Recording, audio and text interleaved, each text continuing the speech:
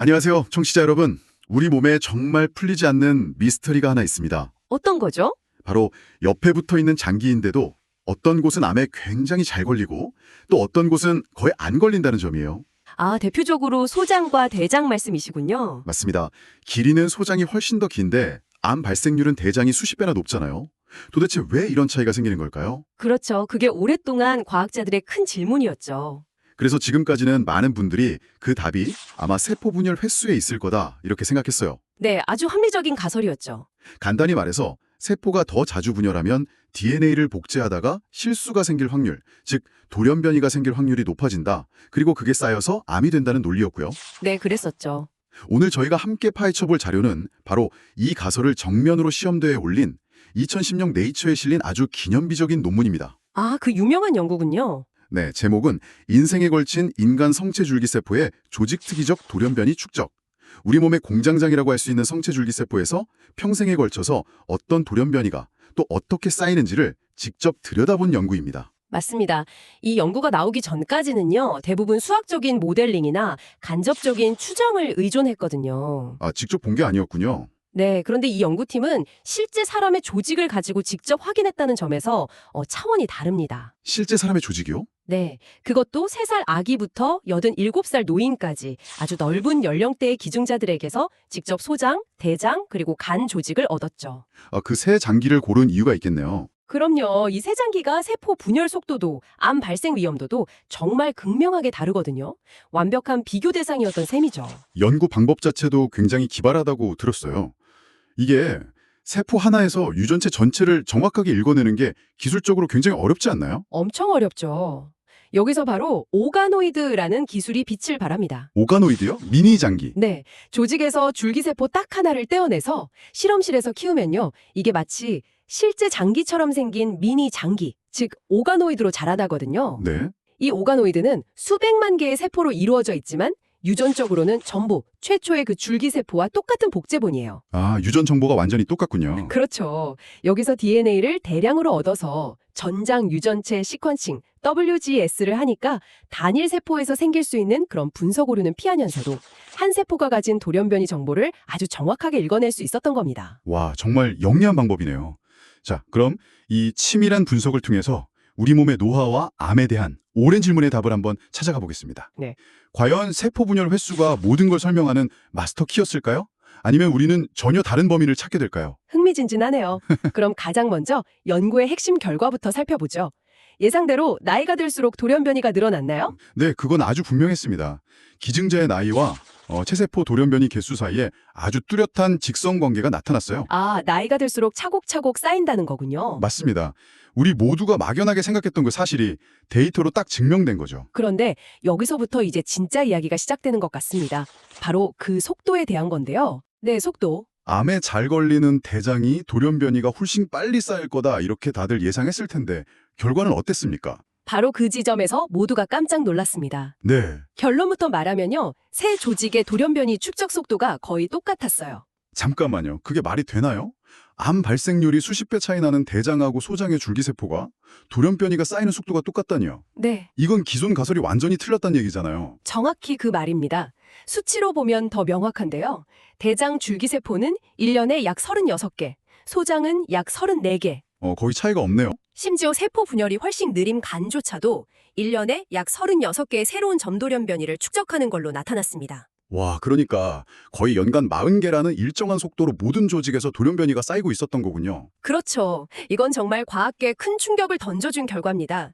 암 발생 위험도를 결정하는 게 단순히 돌연변이의 총량이 아니라는 아주 강력한 증거니까요. 와, 첫 번째 용의자였던 돌연변이의 총량은 이렇게 완벽한 알리바이를 갖게 됐네요. 그런 셈이죠. 그렇다면 수사 방향을 바꿔야겠네요. 양이 아니라면 혹시 질의 문제일까요?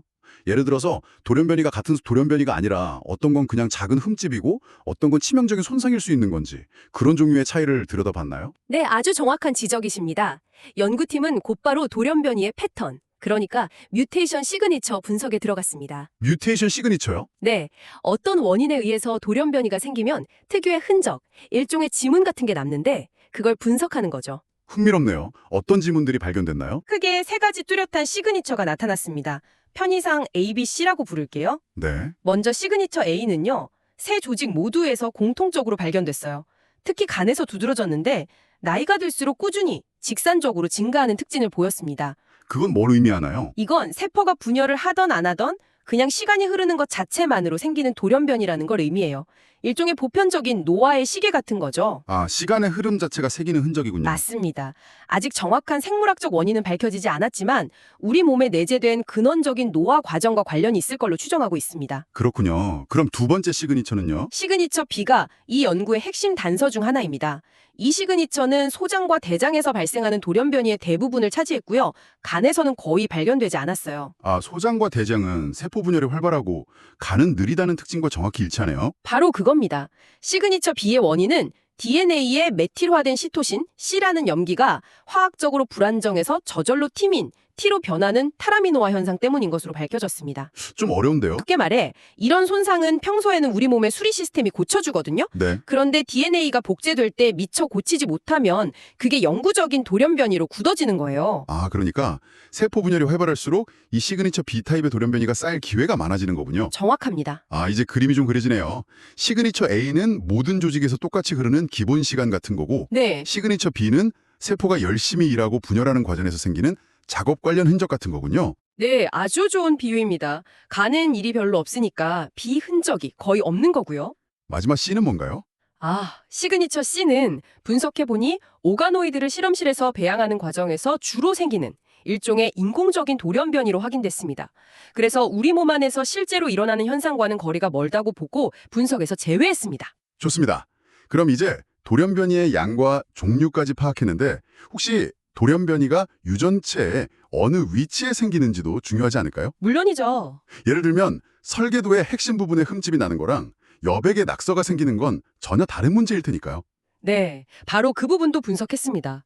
그리고 여기서 또 한 번 조직 간의 차이가 드러났죠. 오, 어떤 차이가 있었나요? 세포 분열이 활발한 소장과 대장의 경우 돌연변이가 아무데나 막 무작위로 생기는 게 아니었어요. 네.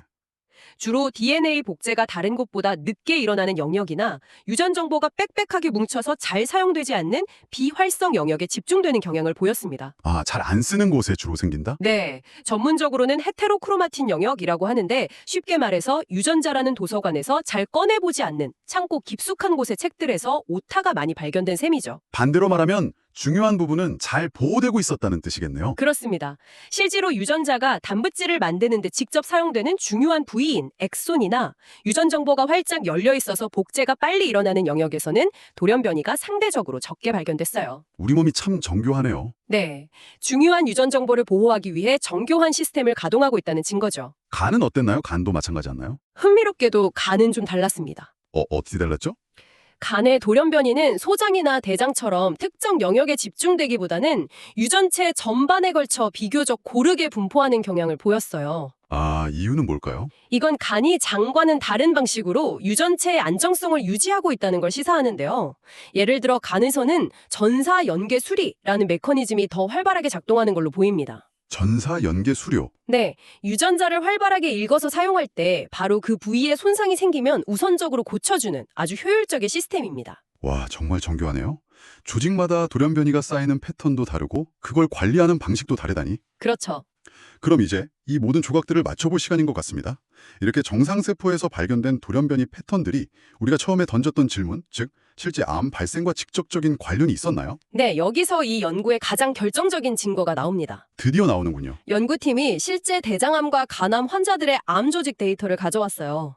그리고 그 암을 일으킨 핵심 유전자들, 예를 들어 대장암의 APC 유전자나 TP53 같은 암 억제 유전자에서 발견된 돌연변이 스펙트럼을 분석했죠. 결과가 어땠나요? 놀랍게도 대장암 유전자에서 발견된 돌연변이 패턴이 앞서 우리가 봤던 건강한 대장 줄기세포에서 발견된 시그니처 B의 패턴과 거의 완벽하게 일치했습니다. 와, 마찬가지로 간암 유전자에서 발견된 돌연변이 패턴은 건강한 간 줄기세포의 돌연변이 패턴과 똑같 닮아 있었죠. 와, 정말 소름이 돋네요.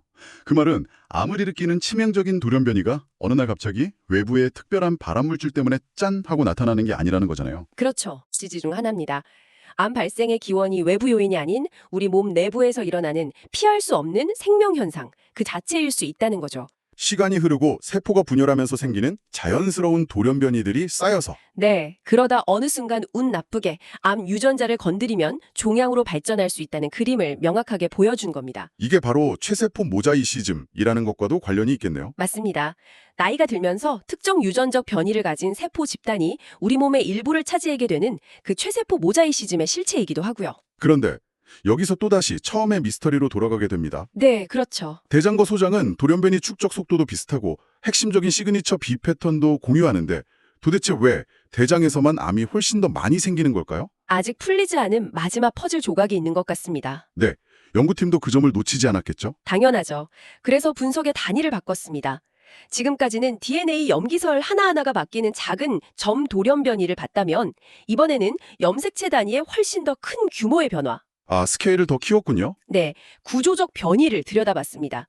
그리고 바로 여기서 대장과 소장의 결정적인 차이가 드러났습니다. 어떤 차이였죠? 대장 줄기세포 오가노이드 15개를 분석했는데 그중 4개에서 아주 복잡하고 거대한 염색체 불안정성이 관찰됐어요. 거대한 불안정성이요? 네.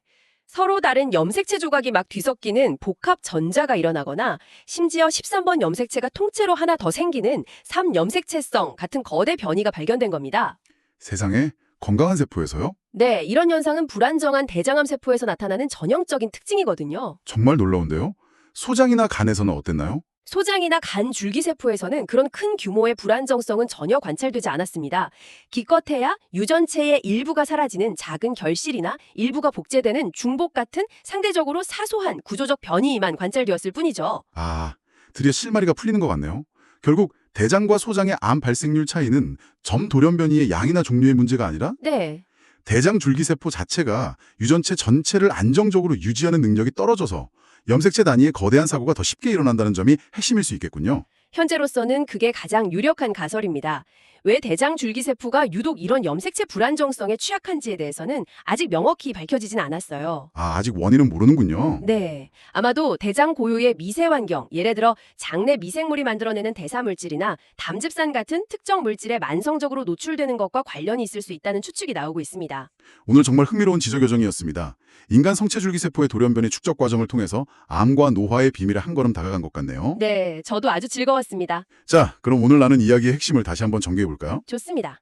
첫째, 우리 몸의 주요 장기들, 암에 잘 걸리든 안 걸리든 줄기세포는 연간 약 40개라는 놀랍도록 비슷한 속도로 돌연변이를 축적한다는 것. 그렇죠. 암 발생률의 돌연변이에 총량원 비례할 거라는 단순한 가설은 이제 폐기해야 할 것 같습니다. 둘째는요? 둘째, 중요한 것은 돌연변이의 양이 아니라 종류와 패턴이라는 점입니다. 모든 조직에 공통적인 노화의 시계 같은 돌연변이가 있고 거기에 더해 세포 분열이 활발한 장에서는 DNA 복제와 관련된 특유의 돌연변이가 추가로 쌓인다는 걸 확인했죠. 셋째, 그리고 가장 결정적으로 이렇게 정상세포에서 평생에 걸쳐 쌓이는 돌연변이 패턴이 실제 암 유전자에서 발견되는 돌연변이와 똑 닮았다는 사실. 네, 이는 암의 기원이 우리 몸의 내재적이고 정상적인 노화 과정에 깊이 뿌리내리고 있음을 보여주었습니다. 마지막으로 대장과 소장의 운명을 가른 결정적인 차이는 작은 점 돌연변이보다는 염색체 전체가 불안정해지는 거대한 구조적 변이에 있을 수 있다는 중요한 단서를 얻었습니다. 맞습니다. 대장 줄기세포가 유독 이런 대형 사고에 취약하다는 거죠. 여기서 청취자 여러분과 함께 생각해 볼 만한 질문을 하나 던지면서 마무리하고 싶습니다. 네, 이 연구가 다양한 국적과 생활 습관을 가진 기증자들을 대상으로 했는데도 같은 장기 내에서는 개인 간의 돌연변이 축적률과 패턴이 놀라울 정도로 일관되게 나타났습니다. 그 점도 정말 중요한 포인트죠. 네, 이건 우리 몸의 내재적인 세포 과정이 돌연변이를 만드는데 얼마나 강력하고 보편적인 힘으로 작용하는지를 보여주는 대목이거든요. 그렇습니다. 그렇다면 이런 질문을 던져볼 수 있습니다. 노화와 암이라는 과정에서 우리가 통제할 수 없는 내재적 요인, 그러니까 일종의 불운과 우리가 통제할 수 있는 외부 요인, 즉 생활 습관이나 환경의 진짜 균형점은 어디일까요? 우리에게 단순히 DNA 손상을 유발하는 외부 요인을 피하는 것뿐만 아니라 우리 몸 안에서 끊임없이 작동하는 다양한 DNA 수리 메커니즘을 이해하고 그 기능을 어떻게 최상으로 유지하고 또 강화할 수 있을지에 대한 고민이 앞으로의 건강 연구에 훨씬 더 중요해질 것이라는 그런 장기적인 비전을 제시하는 것 같습니다. 오늘 우리가 함께 아주 깊이 파헤쳐볼 자료가 하나 있습니다. 네. 바로 과학저널 네이처에 실린 아주 흥미로운 연구 논문인데요. 우리 몸, 그중에서도 여성의 자궁 내벽을 구성하는 지극히 평범해 보이는 세포들에 대한 이야기입니다. 네. 루이자 모어 박사팀이 2020년에 발표한 논문이죠. 보통 이런 유전체 분석 연구는 대부분 암세포에 집중하거든요. 그렇죠. 그런데 이 연구는 그 반대로 건강하고 정상적인 조직에서 우리 평생에 걸쳐 도대체 어떤 일이 벌어지고 있는가, 이걸 거의 현미경으로 들여다보듯 추적했다는 점에서 굉장히 획기적이라고 할 수 있습니다. 맞아요. 보통 돌연변이 하면 암이라던가 뭔가 좀 부정적인 걸 바로 떠올리게 되잖아요. 네, 그렇죠. 그런데 오늘 이야기를 들어보시면 이 돌연변이라는 게 우리 몸속에서 벌어지는 지극히 자연스러운 변화의 일부라는 걸 알게 되실 겁니다. 그리고 그 모습이 정말 놀랍도록 역동적이에요. 맞습니다. 암이 아닌 정상세포, 그것도 일생 동안 끊임없이 허물어지고 다시 만들어지는 그런 조직을 들여다봤다는 점이 이 연구의 핵심입니다. 그래서 오늘 분석의 목표는 이겁니다. 우리 몸이 시간의 흐름에 따라 유전적인 수준에서 어떻게 변하는지, 그리고 이 변화가 암이라는 질병의 가장 초기 단계에 대해서 어떤 단서를 주는지 논문에 나온 구체적인 데이터를 가지고 속속들이 알아볼 겁니다. 특히 요청하신 대로 연구 결과 그 자체에만 집중해서 그 숫자와 사실들이 뭘 의미하는지 깊이 있게 이야기 나눠보겠습니다. 좋습니다. 자, 그럼 우선 연구 대상인 자궁 내막부터 시작해 보죠. 왜 하필 이 조직이었을까요? 자궁내막은 우리 몸에서 가장 드라마틱한 조직 중 하나라고 할 수 있습니다. 한 달 주기로 두꺼워졌다가 허물어져서 몸 밖으로 배출되고 다시 완전히 새로운 조직으로 재생되는 과정이 평생 수백 번이나 반복되니까요. 잠깐만요. 그렇게 계속 허물어지고 새로 만들어진다면 이거 분석할 샘플을 어느 시점에 채취하느냐에 따라서 결과가 완전히 달라지는 거 아닌가요? 굉장히 까다로웠을 것 같은데요? 아주 정확한 지적이세요. 그래서 이 연구팀의 방법론이 정말 중요합니다. 아, 그냥 조직 일부를 뚝 떼어낸 게 아니에요. 레이저 캡처 미세절제술이라는 정말 정교한 기술을 썼습니다. 이름만 들어도 엄청 정교해 보이는데요. 네. 현미경으로 조직을 보면서 레이저로 원하는 부분, 그러니까 자궁내막을 구성하는 아주 작은 셈이라는 기본 단위를 하나하나 정밀하게 오려낸 거죠. 와, 거의 세포 단위로 외과 수술을 한 거나 마찬가지네요. 바로 그겁니다. 이렇게 19세부터 81세까지 여성 28명에게서 총 292개의 정상 자궁내막샘을 하나하나 분리해서요, 각각의 유전체 전체를 해독한 겁니다. 대단하네요. 네, 이 정도의 정밀함이 있었기 때문에 이전에는 전혀 볼 수 없었던 세포 하나하나의 역사를 추적할 수 있게 된 거죠. 자, 여기서부터 이 연구의 첫 번째 놀라운 발견이 나옵니다. 이렇게 힘들게 분리한 샘 조직 대부분이 사실상 클론이었다는 건데요. 전문가님, 이게 정확히 무슨 뜻인가요? 클론이라는 건요, 하나의 셈을 구성하는 수만 개의 세포가 전부 단 하나의 조상세포로부터 유래했다는 뜻입니다. 단 하나요? 네, 그러니까 어느 시점에 한 세포가 분열하고 증식해서 그 셈이라는 영역 전체를 자기 후손들로 가득 채워버렸다, 이겁니다. 산 세포가 그 지역을 완전히 장악해버렸다는 거군요. 그런데 그걸 어떻게 그렇게 확신할 수 있죠? 그냥 몇몇 세포가 좀 더 우세했던 건 아니고요. 좋은 질문입니다. 연구진은 변이 대림 유전자 빈도, 줄여서 VAF라는 값을 분석해서 이걸 증명했습니다. VAF요? 네, 쉽게 말해서 어떤 돌연 변이를 가진 세포가 그 집단에서 얼마나 많은지를 보여주는 비율인데요. 만약 여러 세포가 뒤섞여서 셈을 이뤘다면 이 VAF 값이 낮게 나오겠죠. 하지만 분석 결과 대부분의 셈에서 이 VAF 값이 0.5에 아주 가깝게 나타났습니다. 0.5요? 왜 하필 0.5가 중요한 건가요? 우리 유전자는 부모님에게서 하나씩 총 2세트를 받잖아요. 네, 그렇죠. 돌연 변이가 둘 중 한쪽에만 생겼다면 그 세포의 DNA 중 정확히 50%, 즉 0.5만큼이 그 돌연 변이를 갖게 됩니다. 그런데 셈 전체의 VAF 값이 0.5에 가깝다는 건 그 셈 안의 모든 세포가 바로 그 돌연 변이를 가진 단 하나의 조상세포에서 왔다는 걸 빼도 박도 못하게 보여주는 증거인 셈이죠. 아하, 이제야 딱 이해가 되네요. 정말 결정적인 증거군요. 그럼 어떤 특별한 돌연변이를 가진 세포가 경쟁에서 이겨서 그 영역을 차지한 건가요? 그게 바로 두 번째로 흥미로운 지점입니다.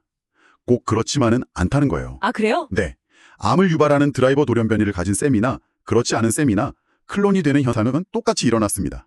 이건 어떤 돌연 변이가 특별한 생존 능력을 줘서가 아니라 네. 그냥 주변 세포들이 죽고 새로 생기는 과정에서 우연히, 정말 우연히 한 세포의 후손들이 그 자리를 다 차지하게 되는 일종의 유전적 부동현상에 가깝다는 걸 의미합니다. 아, 그러니까 뭐랄까 운 좋은 놈이 장악한다 이런 거네요. 뭐 그렇게 볼 수도 있죠. 그러니까 이건 무슨 특별한 이벤트가 아니라 자궁 내막에서는 그냥 늘상 벌어지는 일이라는 거군요. 세포들이 끊임없이 교체되고 있다는 건데 그럼 그 변화의 속도는 어느 정도일까요? 연구팀이 그 속도를 아주 구체적인 숫자로 계산해냈습니다. 정상 자궁내막 세포에서는 1년에 약 29개의 염기 치환, 다시 말해 DNA의 글자가 바뀌는 돌연 변이가 쌓이는 것으로 나타났습니다. 1년에 29개라 이게 많은 건가요? 적은 건가요? 감이 잘 안 오는데요. 그 자체로는 많아 보이지 않을 수 있죠. 하지만 이 숫자가 진짜 의미를 가지는 건 실제 자궁 내막암 조직과 비교했을 때입니다. 아, 비교를 해보면 네, 암 조직에서는 이 돌연변이 축적량이 정상 조직보다 무려 5배나 많았어요. 5배요? 네, 이건 단순히 돌연변이가 있냐 없냐의 문제가 아니라는 걸 보여줍니다. 돌연변이가 쌓이는 속도가 걷잡을 수 없이 빨라지는 것, 그게 바로 암으로 가는 아주 결정적인 단계일 수 있다는 강력한 증거죠. 그렇군요. 속도의 차이가 결정적이군요.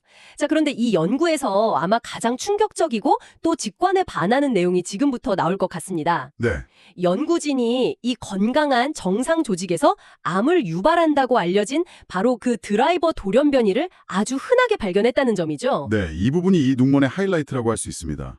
분석한 정상 샘들에서 암 유발 돌연변이가 무려 209개나 발견됐어요. 와, 가장 흔하게 발견된 건 PIK3CA나 KRAS처럼 교과서에도 나오는 아주 유명한 암 유전자들이었습니다.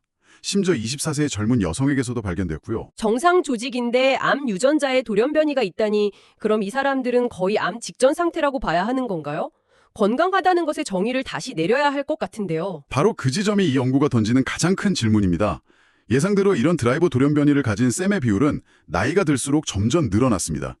그런데 여기서 정말 예상치 못한 반전이 하나 있었습니다. 반전이요? 네, 바로 출산 횟수가 많을수록 이 드라이버 돌연변이의 수가 오히려 감소하는 경향을 보였다는 겁니다. 네, 출산을 많이 할수록 암 유발 돌연변이가 줄어든다고요?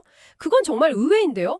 보통 출산 경험이 자궁 내막암 위험을 낮춘다고 알려져 있긴 한데 혹시 이게 그 생물학적인 이유를 설명해 주는 건가요? 그럴 가능성이 아주 높습니다. 임신과 출산 과정에서 일어나는 대대적인 호르몬 변화나 조직의 재편 과정이 이미 자리를 잡고 있던 돌연변이 세포들을 한번 청소해주는 효과가 있을 수 있다는 거죠. 이건 정말 중요한 발견입니다. 정말 놀랍네요. 그런데 여기서 끝이 아니죠. 네, 더 놀라운 사실이 있습니다. 60세와 81세 여성에게서 채취한 샘들을 분석해봤더니 단 하나의 예외도 없이 모든 샘에서 드라이버 돌연변이가 발견됐습니다. 100%였던 거죠. 100%요? 그럼 그분들의 자궁 내막 전체가 사실상 암 유발 돌연변이를 가진 세포들의 집합키였다는 거잖아요? 그런데도 아무 증상 없이 정상적으로 생활하고 있었다는 게 더 믿기지 않는데요? 맞습니다. 노년기 여성의 자궁 내막은 마치 이런 미세 종양 같은 클론들이 모자이크처럼 뒤덮고 있는 상태일 수 있다는 겁니다. 이 사실은 우리가 정상과 암의 경계를 얼마나 단순하게 생각해 왔는지를 완전히 뒤집어버리는 결과죠. 라는 분석 기법을 썼어요. 개통 발생 나무요? 네, 일종의 세포 가계도를 그리는 겁니다. 한 사람에게서 나온 여러 샘들의 돌연변이 패턴을 비교해서 어떤 세포들이 더 가까운 친척인지, 공통 조상에서 언제쯤 갈라져 나왔는지를 역추적하는 거죠. 세포들의 족보를 추적하는 거군요. 그래서 그 시작점이 언제로 밝혀졌나요? 결과는 정말 충격적이었습니다.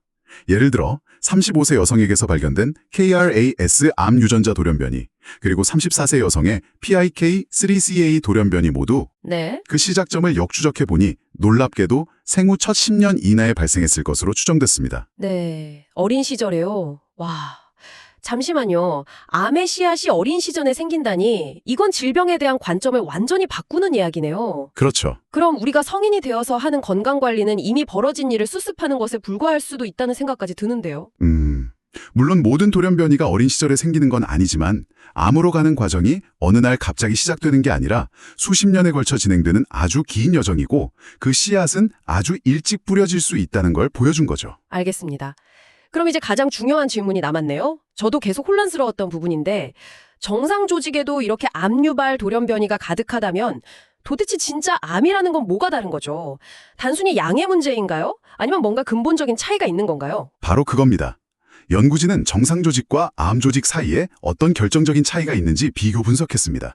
그리고 크게 두 가지 핵심적인 차이점을 발견했어요. 네. 첫째는 돌연변이의 총량, 즉 부담의 차이입니다. 부담이요? 네, 아까 돌연변이 축적 속도가 5배 차이 난다고 말씀드렸죠. 그건 아주 작은 점 돌연변이 이야기고요.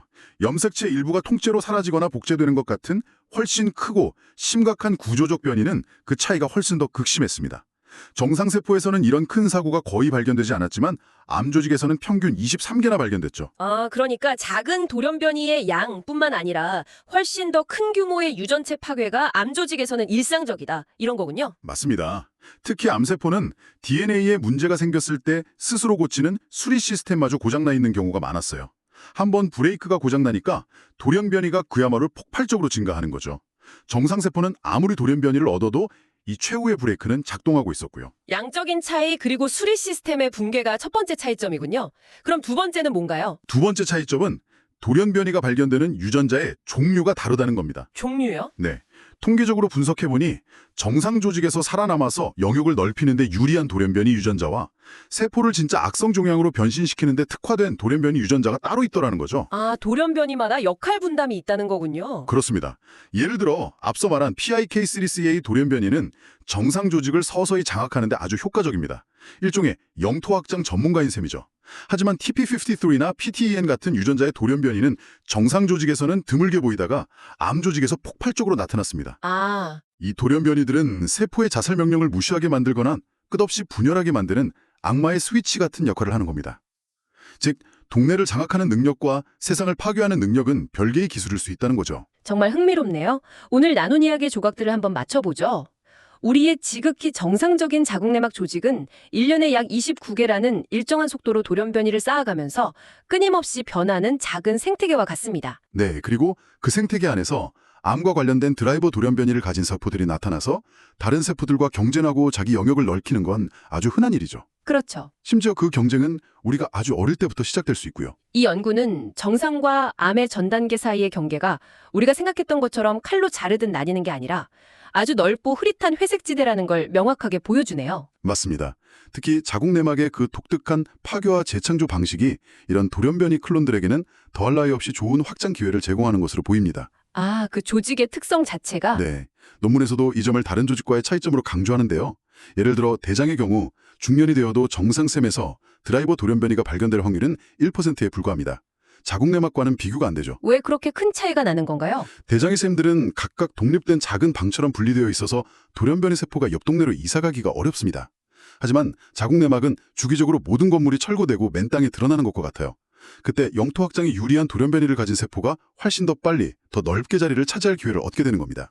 아, 조직의 구조와 생리가 그 안에서 살아가는 세포들의 유전적 운명을 결정하는 셈이군요. 바로 그겁니다. 자, 오늘 이 깊이 있는 분석을 마무리하면서 당신이 한번 생각해 볼 만한 질문을 던지고 싶습니다. 이 연구는 출산이 드라이버 돌연변이를 가진 클론의 축적을 억제하는 일종의 리셋 효과가 있을 수 있음을 보여주었습니다. 또한 연구진은 호르몬 피임약이나 호르몬 대체요법 같은 의학적 개입이 이 세포 생태계에 어떤 영향을 미칠지는 앞으로 더 연구가 필요하다고 말합니다. 여기서 당신이 생각해 볼 질문은 이겁니다. 우리 몸속 세포들이 아주 어린 시절부터 끊임없이 돌연변이를 얻고 서로 경쟁하는 하나의 생태계라는 것을 알게 된 지금 평생에 걸쳐 이 미세한 생태계의 균형을 좌우할 수 있는 건강, 위험, 그리고 당신의 생활 습관이나 의학적 선택에 대한 관점은 어떻게 달라질 수 있을까요?